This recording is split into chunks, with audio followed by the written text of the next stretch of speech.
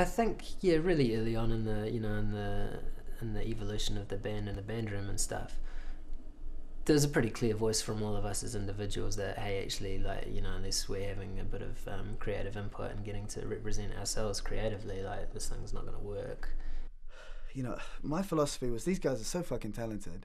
If they come up with a bass line that I don't like, I can just go, don't like it, play another one, and then they'll play another one, because they're so talented. They've got 100 different bass lines for every song. Ian's got 100 bass lines, Paul's got 1,000 keyboard parts, and AJ's got 1,000,000 drums. It's like, I don't like that, do something else. Didn't seem to me to be insulting. He came into it having these ideas of what he thought the bass line and the drum beat and the keyboard line would be, and I think without being able to play all of those instruments, maybe he found a bit of frustration in conveying what he heard those parts as being. It's been a recurring conversation probably over the years. Can you do it this way? I can't really say that I can. Will you do that on the night? I can't really tell you that either, but bro, I'll do my best to, fully give good energy and support and all the rest of it.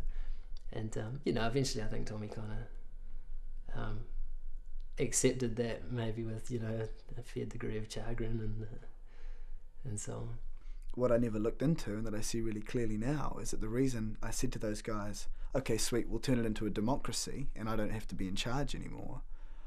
The reason I decided to do that was because I was scared. I think Tommy's found that a bit hard, like not being able to maybe have that sort of control over the evolution of the songs and how they turn out at the end. I was just really scared. I thought, shit, the only guys I've ever played with are dumping me because I'm too bossy. No one's ever going to play with me again, or if they do, they won't be as good as these guys, or I'll have to start from scratch again.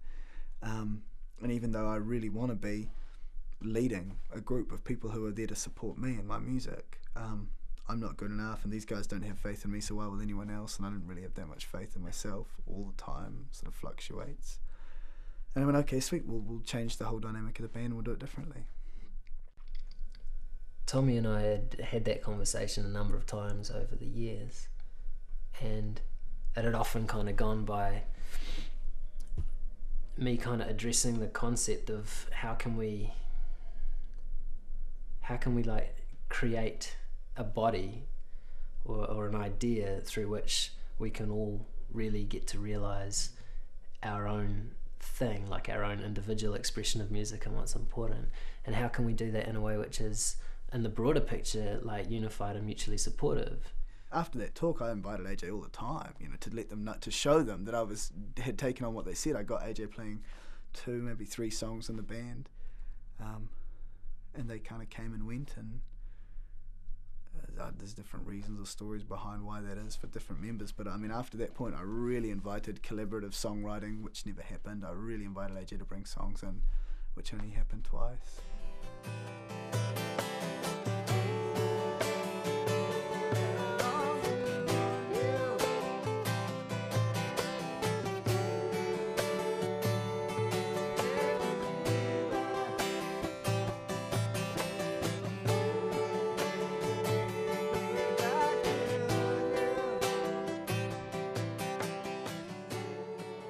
I would be thinking that we would want to have at least 12 really well-produced songs, as well as all these jams and forest fires and whatever it is. I guess what I'm aware of is that that's going to come at the expense of time and energy which we can put into realising new material here now. Like, we definitely agreed that's something that we want to feature on this album, is a lot of solo stuff, like the jam between Ian and Paul on guitars. Ian's been playing some nice guitar that I'd like to record and have in between songs and things like that. Things like this other song that we did on the beach the other night. Yeah, my only problem with that holding on is that, now I've written this awesome song out of it, that isn't that, kind of organic, haphazard kind of raw feel. And I don't mind doing it. We can hear that as well.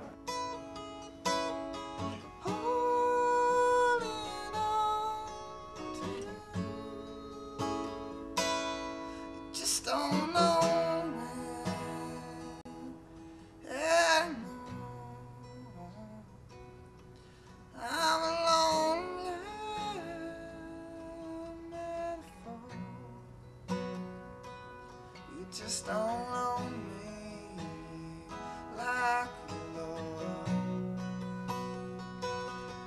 Now I'm only searching for.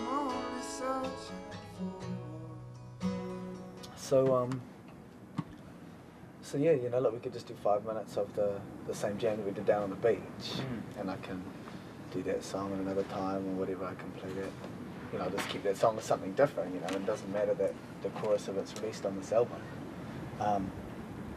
You know, we could try and do the version like that.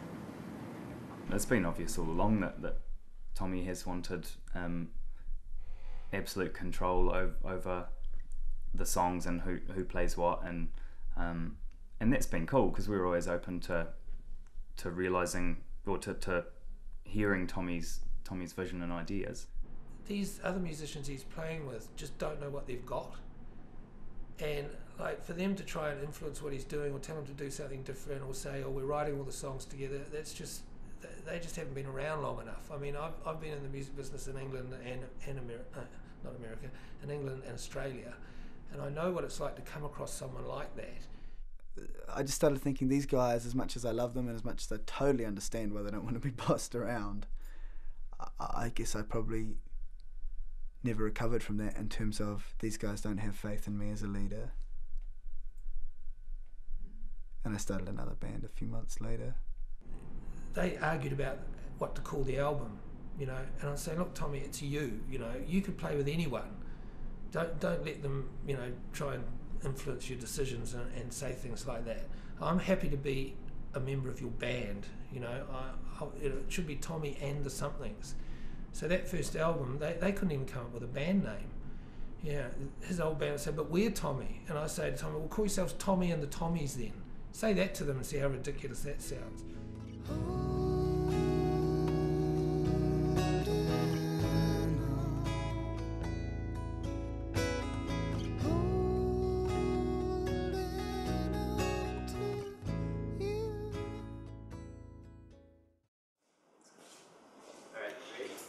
I'm over in the corner having serious business meetings with our record company.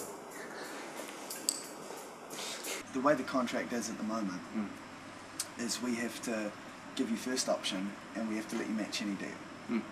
So in that sense, we are still free to shop that and get the best deal we can and then have you match it. Yeah, but what I'm saying is I'm going to match whatever you get offered.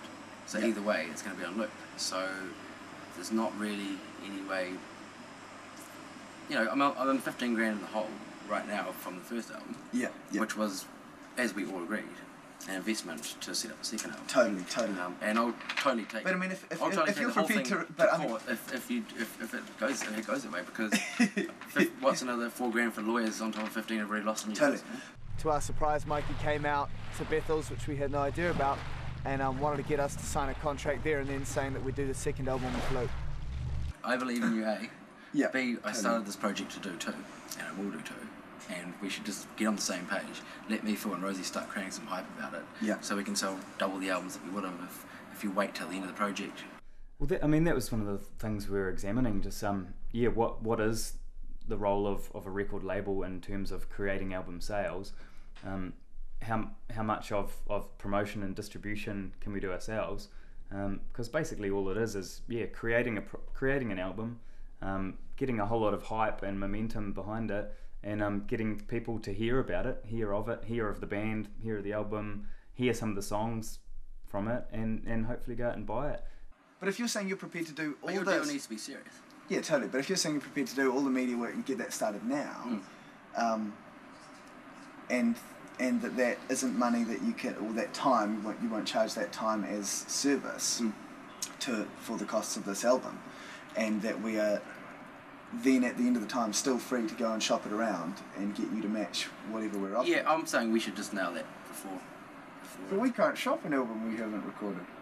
Yeah, but I mean, in all realistic terms, who else would you go through?